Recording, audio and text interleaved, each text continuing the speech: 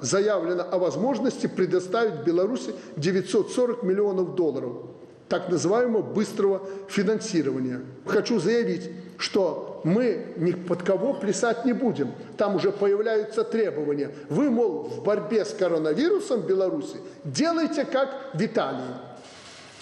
Слушайте, я не хочу, чтобы, не дай Бог, повторилась ситуация в Беларуси, как в Италии. Я этого не хочу. У нас своя страна, своя ситуация. И дай Бог, что мы дальше закончили с этим коронавирусом, как сейчас.